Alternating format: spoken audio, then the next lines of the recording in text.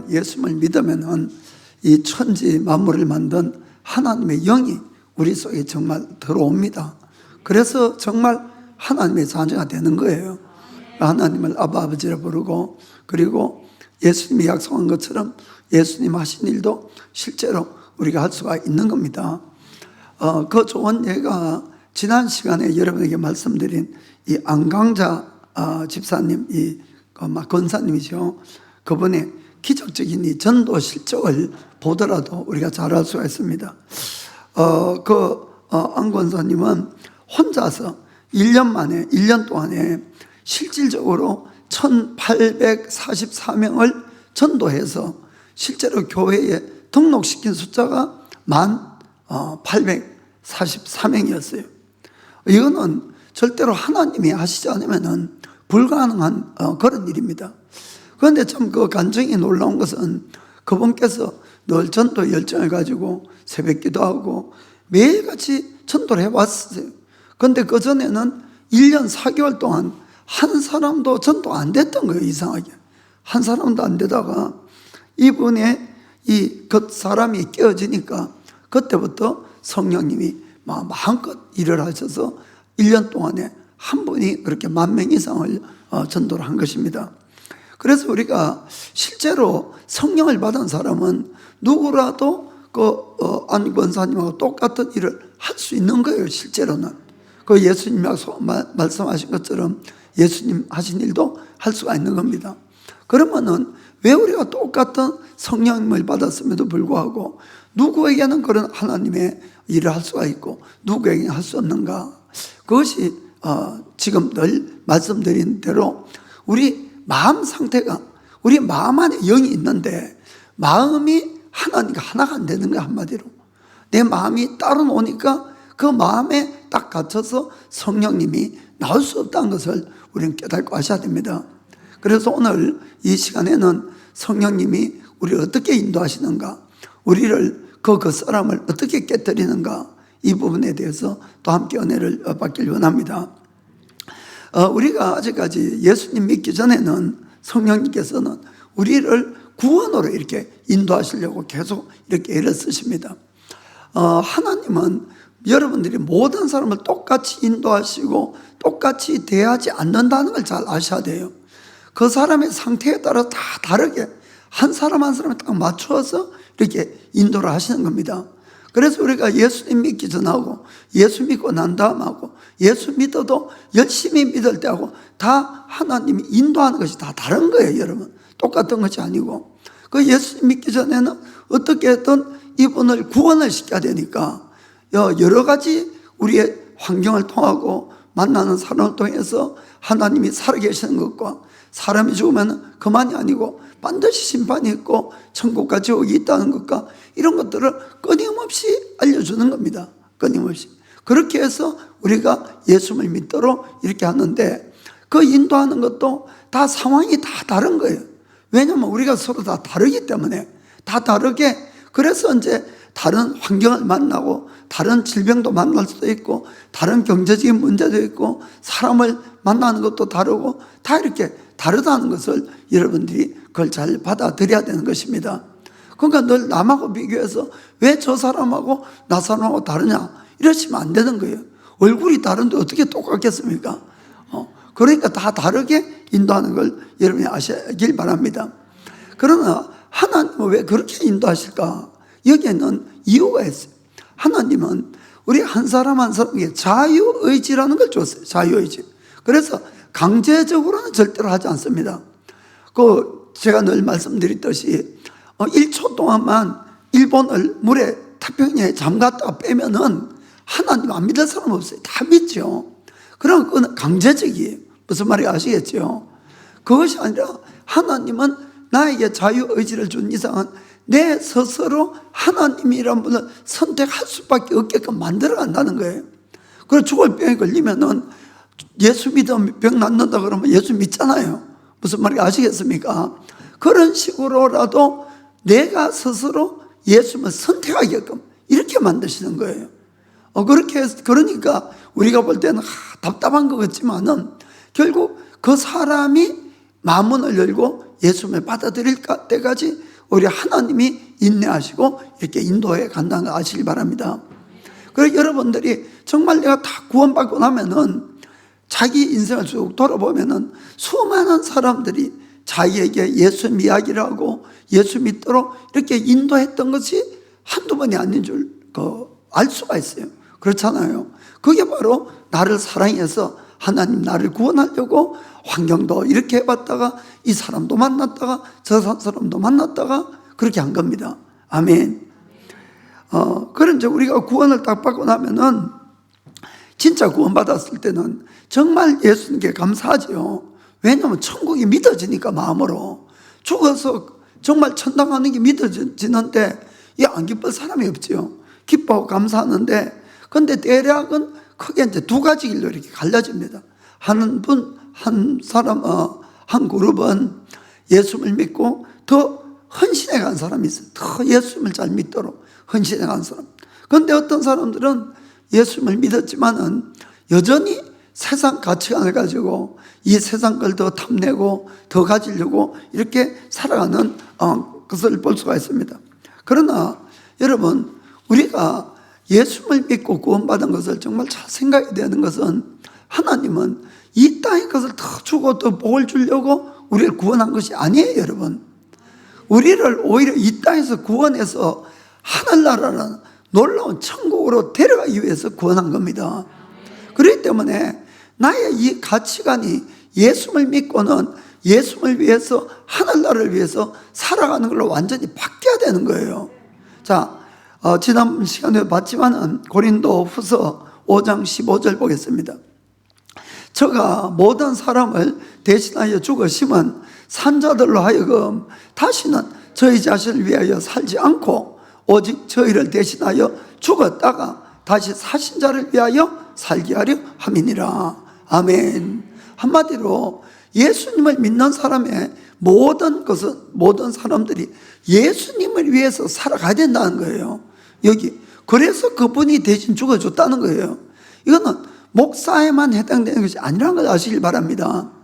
많은 분들은 이 목사님은 늘 그냥 목회만 전념을 하시니까 세상 사람들은 일반 성도들은 밖에 나가서 일을 하니까 하나님 앞에 온전히 헌신하는 것은 목사님만 하는 거고 일반 성도들은 그냥 주일날 그냥 교회 가서 예배만 드리면 된다 이렇게 생각하는 사람이 참 많지만 이건 정말 잘못된 겁니다, 여러분. 그것이 아니고 우리가 밖에 가서 일을 해도 그분들은 예수님이 첫째가 돼야 되는 거예요. 예수님에게 드려진 자라는 것을 여러분들이 아셔야 됩니다. 그런데 이제 예수 믿고 나도 늘 세상 걸 탐하고 세상 성공을 바라면은 결국은 기도 제목도 다 그렇고 그리고 나름대로 이제 좋은 계획을 세워져요. 그리고는 능력도 있어요. 그래 열심히 하는데도 잘 됩니까? 예수 믿는 사람 안 돼요, 그러면은. 그러니까 잘 되는 것 같은데 어디서 탁 삐그덕해가지고 또 실패해서 망하고 그리고는 잘 되더라도 뭔가 내 마음이 차지 않고 허무하고 늘 이렇게 부족하고 그걸 느끼게 만드는 거예요. 그 결국은 예수님밖에 답이 없다. 이래서 정말 예수님에게로 헌신하도록 인도한다 그 말입니다. 이해가 되십니까? 이런 것도 이제 다 성령님이 그 사람에게 맞게끔 이렇게 인도해 가는 거예요. 제가 지금 이야기하는 것은 헌신한다 이 뜻은 예수님 전부 다 목사가 된다 그 뜻이 아니에요, 여러분. 그것이 아니고 내가 있는 어느 곳에라도 예수님이 첫 번째가 된 삶을 산다 그 뜻입니다.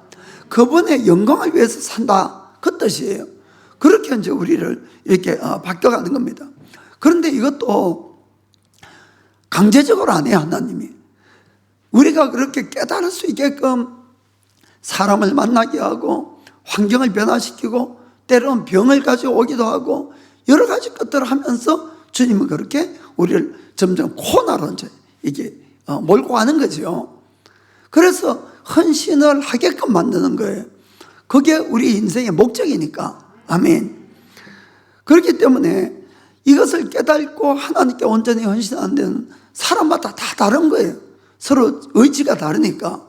어떤 사람은 금방 예수님 믿고 바로 헌신해 가기도 하지만 어떤 사람 10년 걸리고 20년 걸리고 30년 걸리고 평생 죽도록 헌신 안 하다가 그냥 인생 끝나고, 이해가 됩니까? 그렇게 되는 거예요. 그러나 이 헌신은 너무나 중요하다는 것을 여러분들이 정말 아셔야 됩니다. 그게 뭔가 하면은, 하나님은 성경대로는 우리 한 사람 한 사람에게 가장 좋은 목적을 가지고 있는 거예요. 계획을 가지고 있어요. 그 하나하나에 대한.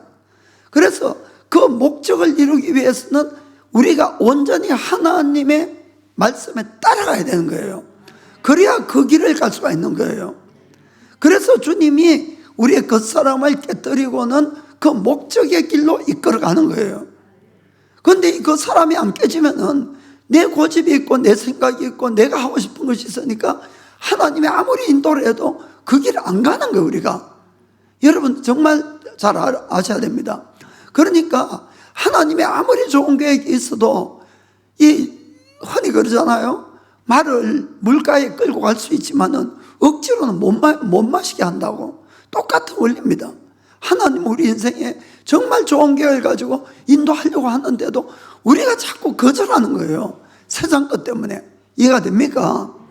그래서 그것을 내가 받아들이지 못하면은 결국은 내 인생 속에 있는 하나님의 목적을 이루지 못하고 나는 죽는 거예요. 이거는 뭐 어쩔 수가 없는 겁니다. 우리 자유의지가 있기 때문에. 그래서 이 헌신을 한다. 하나님, 나는 당신의 것이고 당신이 이끄는 대로 저는 따라가겠습니다. 이 마음이에요. 그 마음. 그 마음이 있어야만이 주님은 우리를 마음껏 부수시고 한마디로 새롭게 만들어갈 수가 있는 거예요. 그래야만이 우리를 통해서 하나님의 영광이 나타난다는 걸 아시길 바랍니다. 이것은 꼭 목사가 되는 게 아니에요, 여러분. 세상 사업을 하더라도 이 사람이 안 깨지면 어떤 일이 생깁니까? 일이 잘 되면 잘 될수록 나를 위해서 사는 거예요.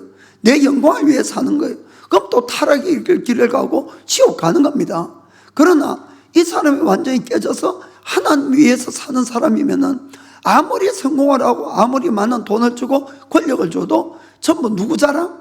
예수님 자랑. 하나님께 영광. 아멘.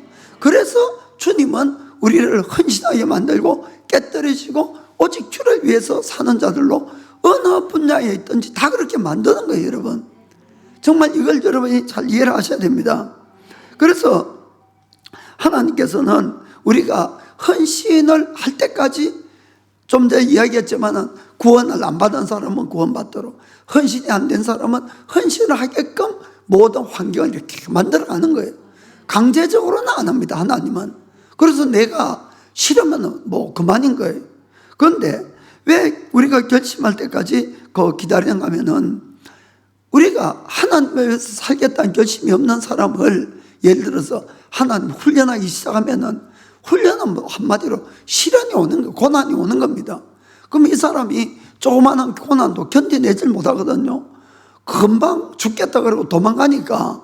그래서 이제 헌신할 때까지 기다리는 겁니다. 그래서 이제 우리가 실제로 하나님께 헌신하게 되면은 그때부터 사실은 좋은 게 있는 게 아니고 더 심한 고난과 고통과 본격적인 하나님의 깨뜨림이 그때부터 시작되는 거예요, 사실은. 헌신이 뭡니까? 우리가 하나님께 나를 온전히 드리는 걸 이야기하는 거예요. 나는 하나님 거니까 무조건 제한 없이 하나님 뜻대로 하십시오 하고 나를 드리는 겁니다. 그 결심이 필요한 거예요. 그런데 실제로는 우리가 그런 결심을 했다 할지라도 실제로 보면은 하나님은 금방 우리를 사용을 안 하거든요. 여기는 큰 이유가 있습니다. 우리가 하나님께 헌신을 해도 나도 모르는 나의 옛사람, 육의 사람이 남아있는 거예요, 내 속에는. 나도 몰라요, 그거를. 그래서 하나님은 나를 사용하기 전에 그것부터 우리가 헌신을 딱 하게 되면은 그것부터 깨뜨리는 겁니다. 그걸 딱 깨뜨리고 그 다음에 우리를 기름 부으시고 사용하는 걸 아시길 바랍니다. 그래서 대부분의 경우는 내가 주님 위해 살겠습니다 이렇게 고백을 해버리면은 그 다음부터 좋은 일이 아니고 나쁜 일이 자꾸 닥치는 걸 볼 수가 있어요. 왜냐하면은 우리 속에 남아있는 우리 육의 사람, 옛사람을 하나님이 깨뜨리기 시작하기 때문에 그렇습니다. 자, 예를 들어서 베드로는 예수님 사람에게 내가 죽는 자리까지도 따라가겠습니다 이렇게 이야기했어요. 그건 사실이에요, 베드로. 그리고 정말 베드로는 예수님께 헌신을 한 겁니다. 그럼에도 불구하고 결과적으로는 베드로는 두려움에 못 이겨서 도망가고 말았던 겁니다. 사실은 베드로 자신도 자기 속에 그 환경이나 사람에 대해서 이렇게 두려움이 있을 줄 자기도 몰랐을 거예요. 무슨 말인지 아시겠습니까? 그런데 이거는 막상 현실을 딱 닥치니까 그 모양이 자기가 있었던 거예요. 이해가 됩니까? 그 예수님이 네가 나를 배반하리라 해도 베드로 뭐라 그랬습니까? 그런 말씀 말하고 주님 죽는데도 따라가겠다고. 그런데 이제 딱 실패를 했습니다. 그 다음에 주님이 네가 이러이러하라 하면은 예 주님 맞습니다. 저는 주님 도움 없으면 절대로 못 따라갑니다. 이렇게 바뀐다는 거예요. 이해가 되십니까? 그러니까 깨지기 전에는 내가 뭐가 있는지도 모르는 거예요. 우리 속에. 그래서 이런 일이 일어나는 겁니다.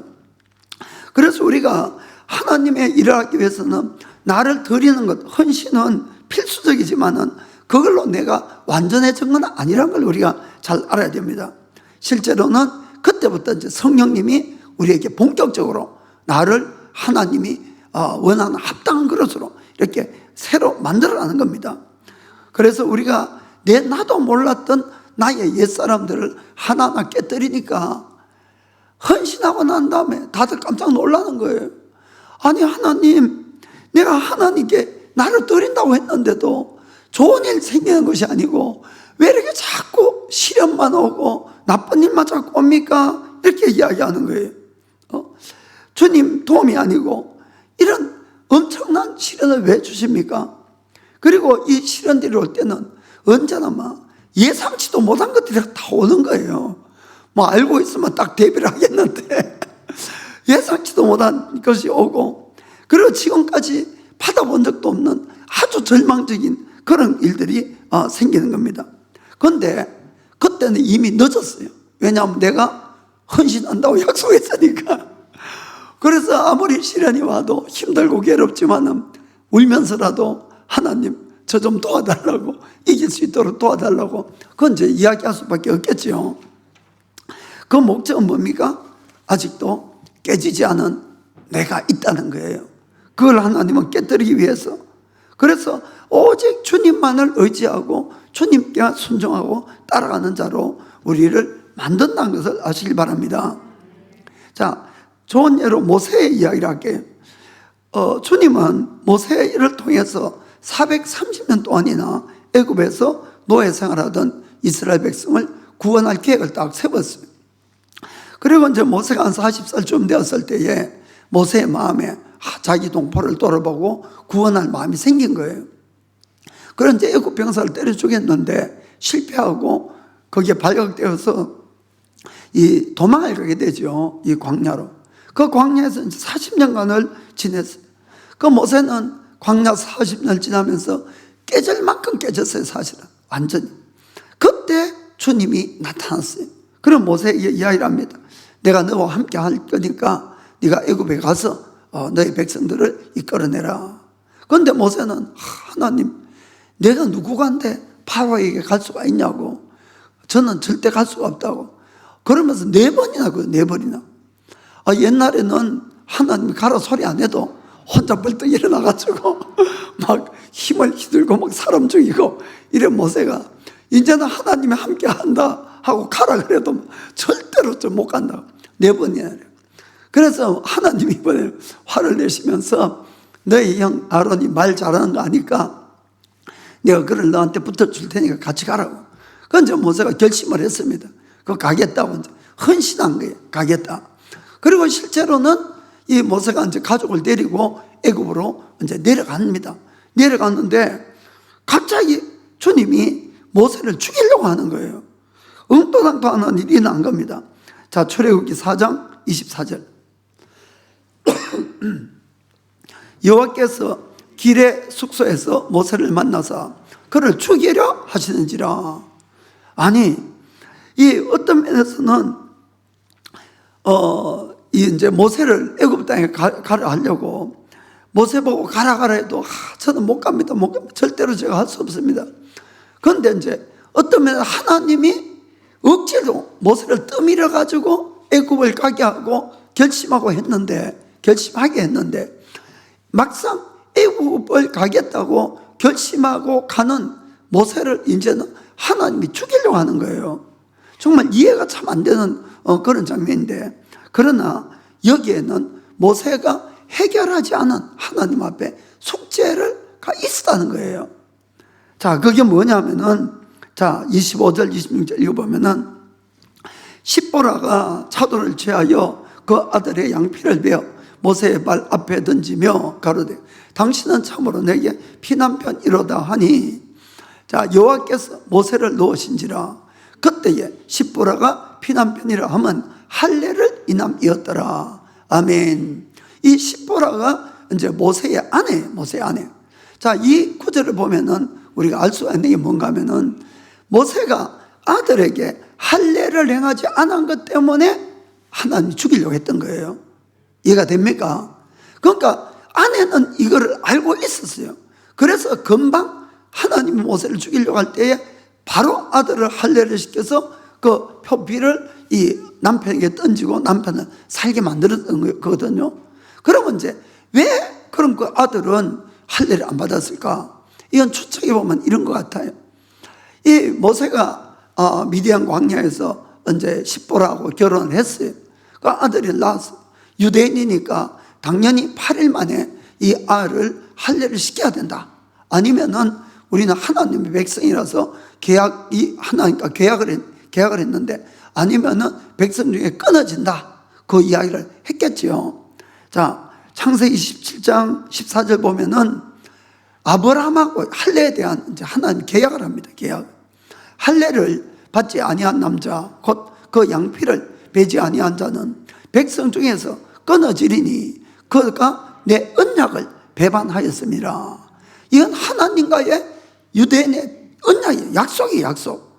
그래서 이제 모세가 그걸 설명을 해도 이 아내가 어떻게 잔인하게 그 아들에게 그런 끔찍한 일을 한다고 할 수 있냐고 아마 반대를 했던 것 같아요. 그러니까 이제 막 할례를 못하게 되죠. 그리고 이제 모세도 그 아내가 이제 이방인이고 또 지금 유대인 속에 사는 것도 아니고 막 밖에서 도망 다녀서 지금 살고 있으니까 그냥 그 문제를 넘어간 것 같아요. 그런데 이제 그때는 넘어갔지만은 지금은 이제 다르다는 거예요.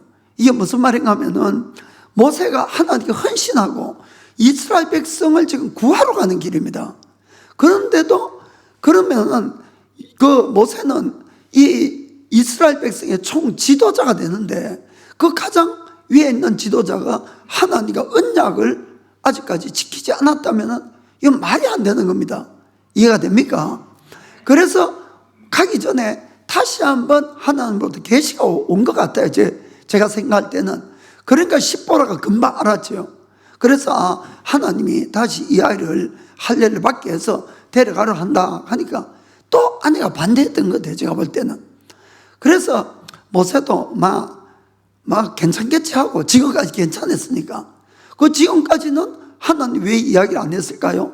모세가 아직 헌신을 안 했으니까 그런 걸 이야기를 해도 받아들이지를 못할 상태라는 걸 알았던 것 같아요. 그런데 이제 지금은 상황이 다른 거예요. 지금은 그 상태로 가려고 하니까 하나님께서 모세를 죽이려고 했던 겁니다. 그러니까 그걸 아내가 어떻게 알겠습니까? 그 아이가 할례 안 받은 것 때문에 지금 하나님이 죽이려고 한다는 것을. 그러니까 아내는 금방 깨닫고 이 차돌로 아들의 이 할례를 시키고 그거를 모세에게 던지니까 모세가 살아났다는 겁니다. 그렇기 때문에 여기서 우리가 볼 수 있듯이 하나님은 우리가 진짜로 하나님의 일을 하게 될 때는 온전하게 되기를 원한다는 것을 여러분 기억하시길 바랍니다.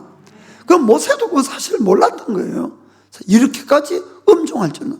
그러나 하나님은 그거 가지고 모세를 죽이려고까지 했다는 것을 우리는 알아야 되는 겁니다.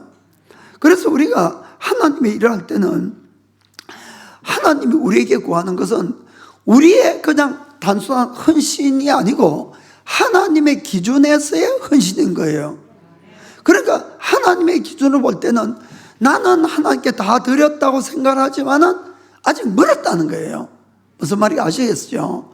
우리 속에 아직까지 여러 가지 나쁜 감정도 있고 나의 고집도 있고 잘못된 생각도 있고 잘못된 구하는 것도 있고, 그래서 그걸 이제 하나님은 다 뽑아낸 다음에 우리를 하나님께서 사용을 하시는 겁니다.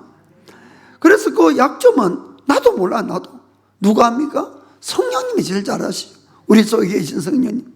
그래서 우리가 성령님께서는 우리가 헌신할 때까지 기다리고 있다가 헌신을 딱 하면 이제 그때부터 내 속에 있는 걸 하나하나 다 끄집어냅니다. 끄집어내서 그걸 깨뜨려 가시는 거예요. 본격적으로. 그래 되면 이제 그때부터 본격적인 돈도 문화의 정말 실현이 우리에게 오게 되는 거예요. 그럼 많은 분들이 헌신하고 나서 깜짝 놀래가지고 왜? 하면 연발하는 거예요. 왜? 너무 힘들어가지고 나 하나님께 다 드렸다 하는데 왜 이래 늘 고생하고 코너만 자꾸 이렇게 주시냐고 그렇게 이야기를 하는 겁니다. 그러나 우리가 이걸 바로 알아야 되는 것은 아까도 말씀드렸지만은 하나님이 나를 향한 그 목적을 이루기 위해서는 온전히 우리가 하나님의 뜻에 순종하는 사람이 돼야 된다는 겁니다.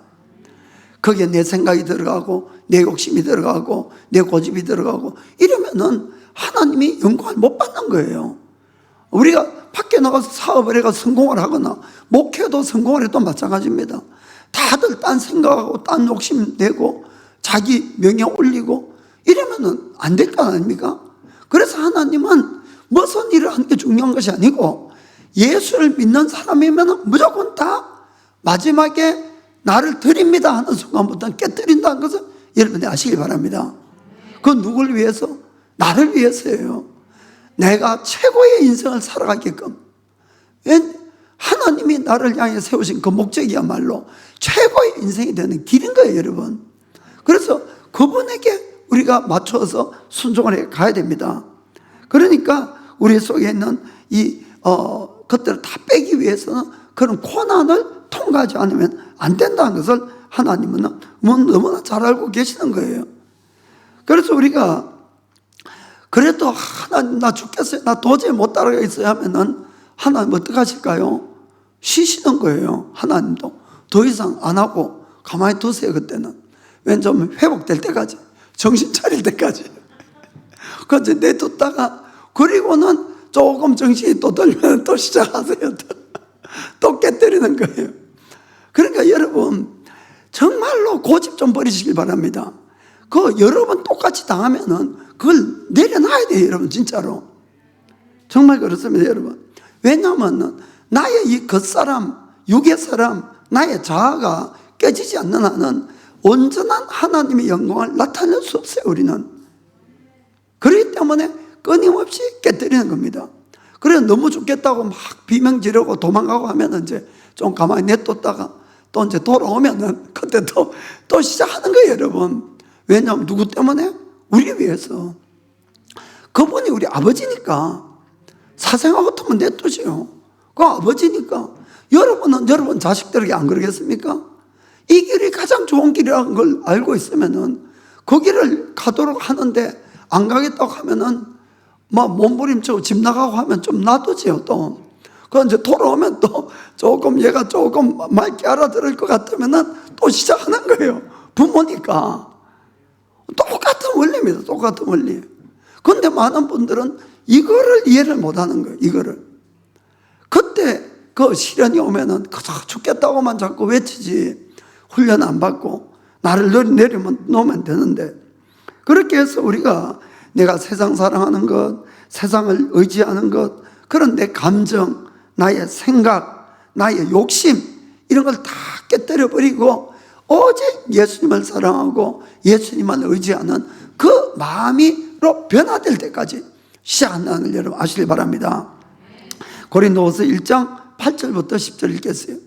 형제들아, 우리가 아시아에서 당한 환난을 너희가 알지 못하기를 원치 아니하노니 힘에 지나도록 심한 고생을 받아 살 소망까지 끊어지고 우리 마음에 사형 선고를 받은 줄 알았으니 이는 우리로 자기를 의뢰하지 말고 오직 죽은 자를 다시 살리신 하나님만 의뢰하게 하심이라. 10절, 그가 이같이 큰 사망에서 우리를 건지셨고 또 건지시리라. 또한 이후에라도 건지시기를 그를 의지하여 바라노라. 아멘. 오직 우리의 소망, 우리의 도움이 하나님께만 있다는 걸 철저하게 깨닫게 하는 겁니다. 아멘. 완전히 나를 내려놓고, 아멘. 그것 때문에 이 고난이 있는 것이에요. 저도 똑같은 경험을 해왔습니다. 저는 33살 때에 한국에서 이제 예수님 믿었어요. 그 이제 구원받았죠. 그 전에 제가 일본에 한 5년간 있었던 경험은 있습니다.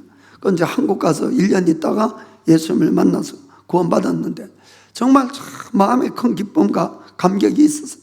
그래서 매일 조금 쉬기지만은 항상 성경 읽고 항상 기도하고 항상 가는 건 하루에 5분 정도 이야기합니다.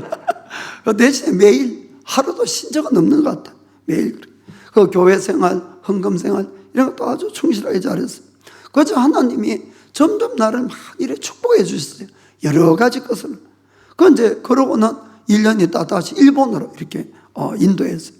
그때는 뭐 제가 선교사로 온 게 아니고 그냥 사업 때문에 이제 일본에 오게 됐습니다. 그래서 이제 어느 날 그 집에서 혼자 이래 안희숙 선생의 죽으면 죽으리라 한 책이 있는데 그걸 읽다가 혼자 감동해서 혼자 헌신했어요. 하나님 저를 데리겠다. 그런데 그거는 제가 목사가 되겠다는 뜻이 아니고 하나님 앞으로 더 하나님 말씀 가운데 살고 더 기쁘게 하는 자가 되겠다는 그런 그 헌신이었어요. 그런데 당시에 조그마한 몇 명 안 되는 회사를 하고 있었는데 어떻게 하면 하나님 기쁘게 할까 해가지고 그때 이제 요코하마에 있는 교회를 다녔어요. 그 이제 한 달에 2번씩 저 사원들 다 데리고 교회 청소 토요일 가가지고 2번씩 다 깨끗하게 하고 그리고 주일날은 다 데리고 그 이제 대부분 안 믿는 애들이었어요. 믿는 애는 뭐 한 사람도 없었던 것 같던데 이제 제가 가자 그러니까 할 수 없이 따라가가지고 그 이제 가고 또 헌금도 좀 이렇게 많이 하고 이런 형편이었어요. 그 이제 속으로는 내가 하나님께 이렇게 좋은 일을 하니까 더 많이 축복해 주시겠지 하는 것도 솔직히 있었습니다. 그런데 한 2년 정도 그렇게 지나고 났는데 갑자기 일본에 바블 경제가 다 꺼져 버렸어요. 그러고는 회사를 문을 닫을 수밖에 없었는데 그때는 제가 이해가 안 되더라고요. 하나님, 제가 하나님 위해서 이렇게 열심히 일하고 뭐하고 왔는데 왜 이게 이 문을 닫아야 되냐고. 그래도 이제 내 인생은 하나님 손에 있다는 것은 그거는 이제 굳게 믿어졌으니까 그래서 이제 그래도 교회 생활이나 기도 생활이나 열심히 했어요. 그러다가 이 사업의 문을 뚫어봐야 되겠다 싶어서 처음으로 제가 3일 금식을 이제 한국 가가지고 기도원 가서 하는데 막 세상 말로 혹대로 갔다 혹부자하는 그때 하나님이 저를 목회로 부르신 거예요. 그런데 정말 제가 순종이 안 되더라고요. 2년간이나. 그걸 주님의 부르심을 알았지만은 이건 뭐 도저히 제가 목회를 한다는 것이 도저히 상상도 안 되고 자신도 없고 그래서 그 길을 못 갔어요. 그 2년 동안 그랬는데 그 2년간 내 마음이 불편하고 힘든지 그러다가 이제 한 2년 정도 후에 한국에서 이제 고흥식 목사님 분이 오셔가지고 이제 부흥회를 한 적이 있어요. 그런데 그분이 우리 이제 만나서 이야기를 하는 게 지금까지 이제 집사님 부부, 이제 우리 집사, 그때 집사였었거든요. 집사님 부부에게 수많은 주의 종들이 하나님의 부르심이 있다고 이야기를 했다고. 그런데 주님 말씀하시기를 우리가 지금 경고하는 이 마지막입니다. 그 실제로 그랬거든요. 이분들이 제 인생을 알 수가 없잖아요. 많은 목사님들이 저희 보고 부르심이 있다고 이야기한 것도 어떻게 알겠어요, 그분이. 그래서 이거는 정말 하나님 음성이라는 걸 알았어요. 딱 두려움이 있다고 하더라고요. 그건 이제 제가 할 수 없이 정말 내 인생 반쯤 막 포기한 걸로 하고 그냥 헌신을 했어요. 그러면서도 내 속으로는 이상한 또 기대감이 있더라고요. 하나님이 그렇게 가라고 이제 떠밀었으니까 제가 이제 손 들고 이제 가니까 하나님은 앞으로 금방 저희들에게 막 교회를 축복하고 성도도 보내고 이렇게 할 줄 알았어요. 솔직한 이야기로. 그런데 여러분, 헌신 딱 하자마자 그 다음날부터 어떤 일이 생기는가 하면 정말 지금까지 겪어본 적이 없는 지옥 같은 나날이 계속 되는 게 계속.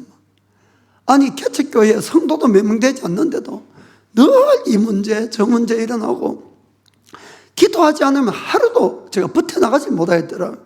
그 제가 뭐 기도를 많이 한 사람이 아닌데 할 수 없이 회사 가기 전에 새벽 기도 1시간 하고, 또 갔다 와서 또 죽겠어서 또 저녁에 1시간 하고, 정말 거짓말이 아니고 거의 하루도 쉬지 않고 매일 아침 저녁으로 1시간씩 만 2년간 했어요. 그래도 이게 해결이 안 되는 거예요. 그래 할 수 없이 또 어디 보니까 금식하면 또 좋다 그래가지고 그래서 그때부터 한 달에 3일간씩 계속해서 금식했어요.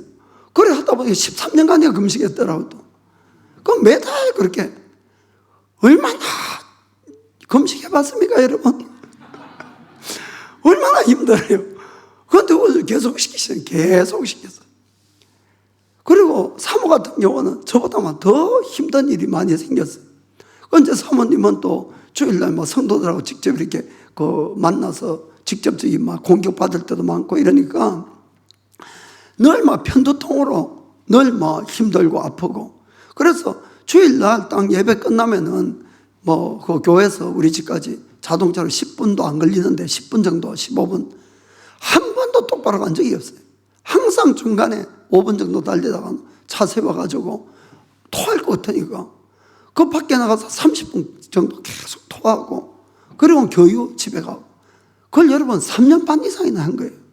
그런데 그때마다 아이들도 막 우리 엄마 뭐 빨리 죽을 것 같다니까 막 토하는 모습 보면은 두려워가지고 막 울고 있는데 제가 이게 감당이 안 되더라고요. 야, 이게 막 끝이 안 보이지. 여러분, 말이 각 3년이지 얼마나 긴 세월입니까? 그 세월 동안에 끝도 안 보이는 이 길을 언제까지 가야 되는지. 그런데 이제 빼도 박도 못 하잖아요. 뭐 했으니까? 헌신했으니까. 그러니까 헌신을 딱 하면은 하나님의 지금 훈련이 딱 들어가는 겁니다. 그 왜 그랬을까요? 물론 그때는 우리가 영적 전쟁도 몰랐어요. 사실은 심한 영적 전쟁이 있었던 건 이제 알지만은 나중에 이런 것도 이제 알았지만은, 또 하나는 여러분, 우리가 하나님께 헌신했다고 하지만은 우리가 세상 사람으로 있다가 하나님께 헌신해 있으니까 우리는 헌신해도 우리 속에는 하나님 보시기에 불필요한 것들이 너무나 많이 있었던 거예요. 무슨 말인지 아시겠습니까? 그걸 하나하나 끄집어내기 위해서 주님께서는 그런 상황을 만나게 하고 고통을 겪게 하고 이렇게 우리를 깨뜨려 간다는 거 아시길 바랍니다. 그래야만이 나의 그 사람이 완전히 깨끗해지는 거예요. 깨지는 거예요. 그래야만이 하나님의 음성을 듣고 무엇이라도 아멘하고 순종해 가는 겁니다. 그게 내 생각하는 거, 나의 의견까지 있을 수 없는 거예요. 무슨 말인지 아시겠습니까? 그래야만이 그게 주의 일을 하길 수 있기 때문에 그렇습니다. 그래서 우리가 이걸 바로 깨달지 못하게 되면은 시련이 올 때마다 우리 쪽에서는 그렇지요.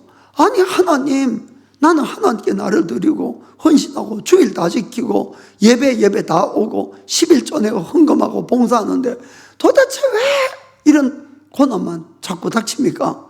이렇게 이야기하게 되는 거예요. 여러분, 그것 때문에 그런 게 아니고 내 속에 아직 나도 잘 알지 못하는 나의 육신적인 생각과 나의 교만이나 나의 의지나 이런 것들이 수없이 있다는 걸 여러분 아시기 바랍니다.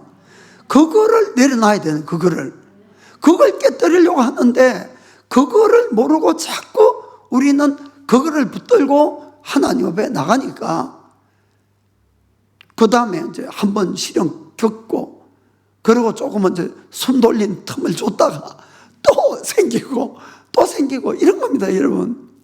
그러니까 나의 인생이 하나님이 어떻게 인도하시는가를 여러분 정말 잘 깨닫게 되기를 주님으로 부탁드립니다. 그래야만이 나를 향한 주의 목적이 이런 거예요. 그 주님은 누가복음 9장 23절 보면은 예수님을 따라오는 사람들에게 이렇게 이야기를 하죠.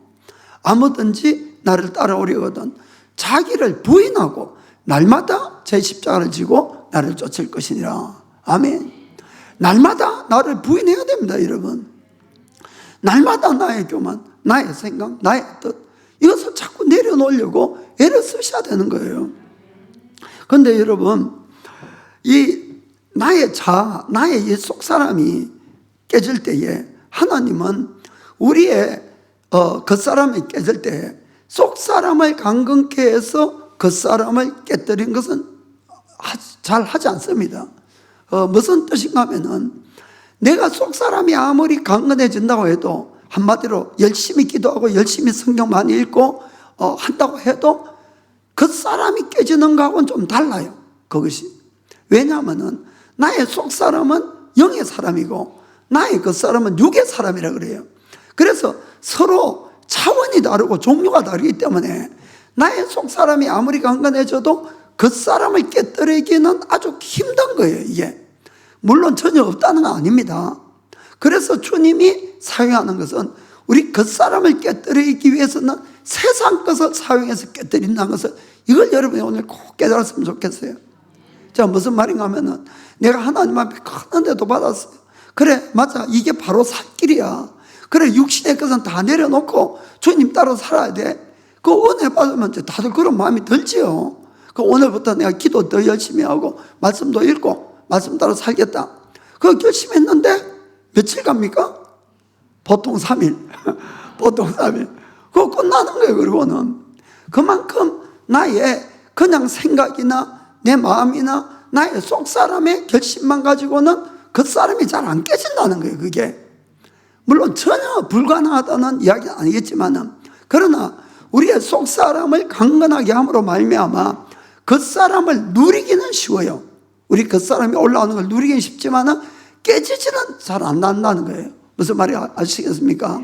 그러면은 나의 겉사람이 가장 깨뜨리기 쉽도록 내 겉사람에 가장 충격을 많이 주고 가장 아픔을 많이 주고 가장 힘들게 하는 게 뭔가 하면은 세상 것이에요. 세상 것. 내 속사람이 아니고. 이해가 됩니까? 나의 가족이 나를 가장 아프게 하고, 돈이란 것이 나를 가장 아프게 하고, 병이란 것이 나를 가장 아프게 하고, 이렇다, 이런 이야기입니다. 그것이 오면은 내가 너무너무 아파하고 이것을 깨질 수밖에 없다는 거예요. 쉽게 이야기하면은. 그래서 주님은 이런 것을 너무나 잘 알고 있기 때문에 우리의 겉사람, 옛사람, 나의 자아, 육의 사람을 깨뜨릴 때에 속사람만 강건하게, 속사람도 강건하게 했지만은 그것이 아니라 세상 것을 사용한 거예요. 나의 가족을 사용하고, 나의 이 경제적인 문제, 건강의 문제, 사람의 인간관계의 문제, 이런 걸 통해서 아픔을 주고 나를 깨뜨려 간다는 것을 여러분 아시길 바랍니다. 그래서 인간관계에 좀 잘 모르고 이러면은 하나님 나에게 사랑을 주세요, 그런 기도 함부로 하지 마세요, 여러분. 그러면 그때부터 막 절대 사랑할 수 없는 아주 막 돈 이상한 사람을 딱 붙여주는 거예요. 이거 사실이잖아요. 우리 겪어봐서 알지만은. 그 사람 때문에 막 완전 하하 가다가 언제 하나님 앞에 항복하는 거예요. 하나님, 저 도저히 안 되니까 오직 하나님을 의지하겠다고 저 사람을 보내든지 나를 바꿔주든지 뭐 어떻게 좀 해봐달라고 이제 나를 내려놓는 거예요. 그리고 우리가 경제적인 거 돈 때문에 좀 이 관리가 안 되면은 경제적으로 아주 어렵게 만드는 거야. 이해가 됩니까? 그리고 우리가 어떠한 하나님을 의지하지 않고 다른 걸 자꾸 의지하면은 막 완전 절망적인 상태로 탁 집어넣는 거예요. 그래야만 막 오직 하나님만 구하고 하나님 살려달라고. 그래서 지금의 가족이 있고 내 주위 사람이 있고 건강이나 환경의 문제, 경제적인 문제 이런 걸 주는 거예요, 여러분. 여러분들이 은혜 받으면 다들 그래 이야기했던 경우 있어요. 하나님 이제부터 나 주님 위해 살게요. 그래 이야기 안 해본 사람 손 들어보세요. 여러분들이 다 그래 이야기했으니까 지금 어려움이 있는 거예요. 어떤 면에서 이건 두드러 패도 도망가지는 안 할 거니까. 두드러 패서 도망갈 거는 그런 시간 안 줍니다, 여러분. 그러니까 두드러 패도 도망을 안 갈 사람에게는 시련이 오는 거예요. 왜냐하면 깨뜨리려고. 그래서 이것이 하나님이 지금 나를 깨뜨리는 작업을 한다는 걸 빨리 깨달으셔야 돼요. 그래서 자꾸 환경이나 사람 탓하면 절대로 이거는 여러분 승리가 안 됩니다. 주님, 내 이런 것을 깨닫게 하려고, 없애기 위해서 그 주님 앞에 항복을 해야 됩니다. 예를 들어 여러분들이 주님, 이제 주님 위해 살겠어요, 전 주님 것이에요, 이렇게 이제 고백은 했어요. 그리고 진짜 그 마음이 사실이었어요. 그런데 현실적으로 우리가 아주 심한 고통을 당하고 병이 오고 문제가 생기면은 여러분 대부분 하나님 원망합니다. 도망은 안 가지만은 왜 이렇게 힘든 일만 주시냐고 막 이렇게 불평하고 원망하고 죽는다고 비명을 지르는 거예요. 그건 무슨 말입니까? 아직도 안 깨진 게 있다는 거야, 나한테. 말은 드렸어요. 마음도 드렸어요, 사실은. 드렸는데 나한테 그런 부족한 부분이 있으니까 그 부분이 오면은 또 비명을 지르는 겁니다. 그래서 그것을 주님 깨달게 해달라 그러고 그 부분은 내려놓으면 안 돼요. 그냥 하나님이 받아들인 겁니다. 그래서 하나님은 이걸 너무 잘 알기 때문에 우리를 잘 깨뜨리는 데는 우리의 환경, 건강, 가족, 재산 이런 문제가 가장 효과적이에요, 여러분. 그래서 그걸로 깨뜨리는 겁니다. 자꾸 영적인 것 같지만은 영혼력이 다 하나님께 속한 거고 하나님이 다 관리해서 이걸 움직이시는 거예요. 그래서 그때에 우리가 하나님 뭔가 잘못된 거 아니에요? 이러시면 안 돼요. 하나님이 몰라서가 아니고 가장 우리에게 맞는 것을 지금 주고 있다는 걸 이걸 여러분 믿어야 됩니다.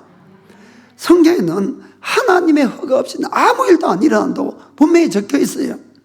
전 참 제가 좋아하는 구절이 몇 군데 있는데 마태복음 10장 29절에서 31절도 보겠습니다. 참새 2마리가 한 아사리온에 팔리는 것이 아니냐. 그러나 너희 아버지께서 허락지 아니하시면 그 하나라도 땅에 떨어지지 아니하리라. 저에게 어렵고 힘든 일이 생기면은 저는 이제 이 구절을 봐요. 그 다음에 30절에 너희에게는 머리털까지 다 새신 바가 되었나니 31절에 두려워하지 말라. 너희는 많은 참새보다 귀하니라. 아멘. 하나님이 모르시고 일어나는 일 아무것도 없다는 거예요. 아무것도. 여기 30절에 너희 머리털까지도 다 헤아렸다 하는 것을 영어 성경 보면은 참 재미있게 적혀 있어요. 거기 보면은 이것은 카운터라고 안 적혀 있어요. 헤아린 것이 아니고 이렇게 are all numbered. 이것은 무슨 말인가 하면 머리카락 하나하나에도 하나님 번호를 다 매겼다는 거예요. 여러분, 번호를 다 매겨가지고 그냥 머리카락이 지금 몇 개냐 하는 것이 아니고 번호를 다 매겨가지고 머리가 나는 것도 빠지는 것 하나까지도 하나님의 허락 속에서 빠지고 나고 한다는 거예요. 할렐루야. 그 정도로 하나님은 세밀하게 우리 관심을 가지고 인도하고 있는 것이에요. 그러니까 절대로 하나님이 몰라서 일어나는 일은 없는 거예요. 그러니까 하나님을 더 믿는 믿음을 가져야 되는 겁니다. 아멘. 그분이 나의 아버지시고 나를 가장 좋은 길로 인도하시는 분임을 믿으면은 우리는 어떠한 시련도 이길 수가 있는 거예요. 자, 우리가 성경에 보면은 시편 37편 23절 보면은 여호와께서 사람의 걸음을 정하시고 그 길을 기뻐하시나니. 우리의 모든 길을 누가 정했다? 하나님이 다 정해놓고 기뻐하는 거예요. 기쁜 길을 정해놨어. 그럼에도 불구하고 24절에는 저는 넘어지나 아주 넘어지지 아니하면 여호와께서 손으로 붙드시리로다. 아멘. 하나님이 우리의 인생 길을 기뻐하며 다 정해놓았음에도 불구하고 넘어질 때가 있겠어요? 없겠어요? 있어요. 성경에 넘어지나고 적혀 있으니까 시련도 있고 어려움도 있고 고난이 있다는 거예요. 그러나 완전히 넘어지지 않는 것은 왜? 하나님의 손으로 우리를 붙들고 계신다는 거예요. 아멘. 그 주님을 믿어야 되는 거예요.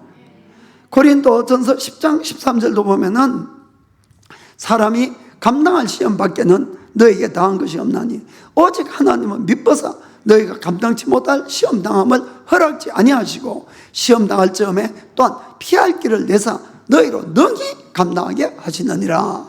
아멘. 얼마나 감사한 일입니까? 하나님 모든 걸 다 하시고 절대로 감당하지 못하시면 안 준다는 거예요. 그러면은 내가 죽는 자리에서도 감사하면서 주님을 신뢰하는 거예요, 여러분. 아멘. 정말 우리 인생에는 수많은 시련도 있고 고난도 있습니다. 이건 아무도 피해갈 수가 없어요. 다 일어나는 거예요. 그것에 대해서 우리가 늘 주님께 불평불만하고 반발한다면 아직 그 사람은 하나님도 모르고 우리 하나님의 우리의 계획이나 인도하심, 우리 인생을 전혀 모르는 거예요, 여러분. 우리가 고난을 받아들일 수 있을 때 우리가 하나님을 아는 거예요. 성경이 왜 너희는 항상 기뻐하고 범사에 감사하라고 적혀 있습니까? 하나님이 우리 인생에 시련이 없고 고난이 없기 때문에 감사하고 기뻐하라고 했겠습니까? 아니지요. 수많은 시련도 있고 고난도 있을 것 하나님이 더 잘 아세요.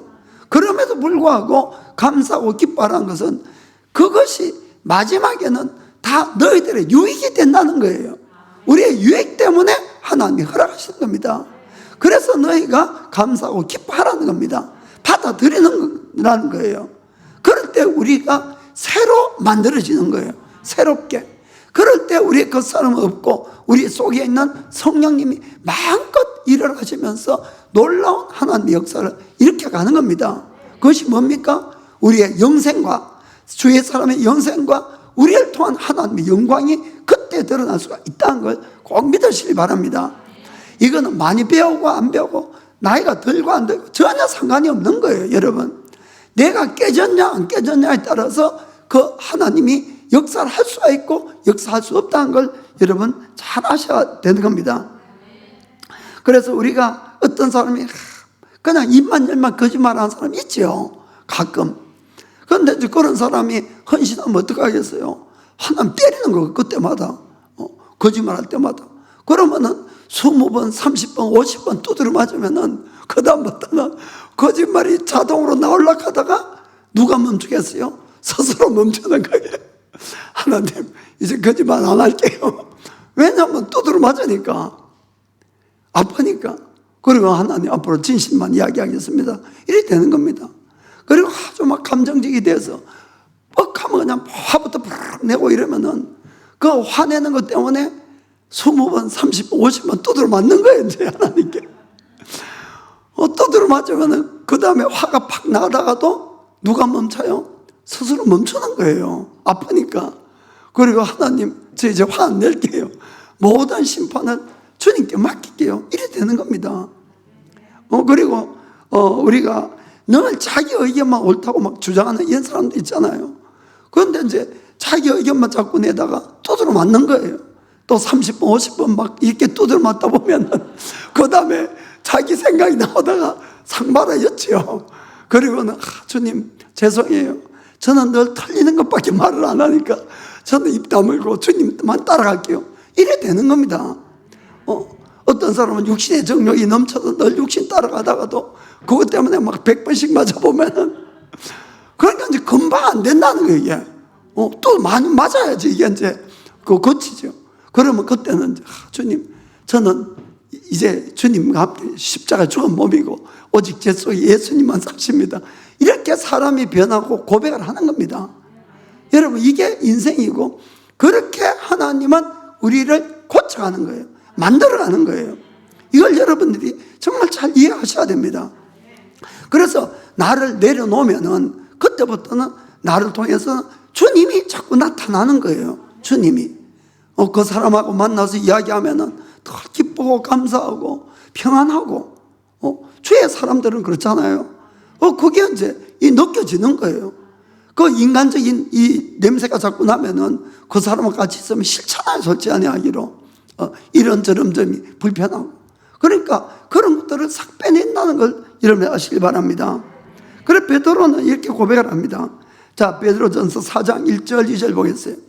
그리스도께서 이미 육체의 고난을 받으셨으니 너희도 같은 마음으로 갑옷을 입어라. 이는 육체의 고난을 받은 자가 죄를 거쳤음이니. 육체적으로 말두드러 맞으면은 죄를 멀리 하게 된다는 거예요.